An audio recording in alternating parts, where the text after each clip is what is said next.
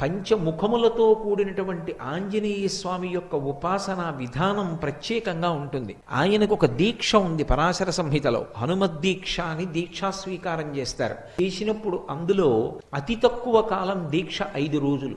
5 అంకె చేత ఆయన తత్వం ప్రకాశిస్తూ ఉంటుంది. హనుమ యొక్క అవతార ఆవిర్భావ సమయంలో లోకానికంతటికీ కూడా సృష్టికర్త అయినటువంటి చతుర్ముఖ బ్రహ్మగారు ఆయన యొక్క వైభవాన్ని కీర్తిస్తూ ఒక మాట అన్నారు. అమిత్రాణం భయకరో మిత్రాణం అభయంకర అని చెప్పారు. దేవతలందరూ తమ తమ శక్తుల్ని హనుమకి ధారపోశారు. అది కూడా చాలా విశేషంగా. ఎలా?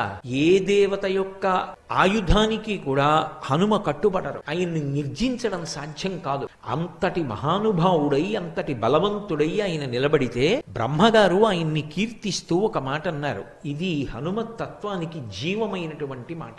అమిత్రాణం భయకరో మిత్రాణం అభయంకర.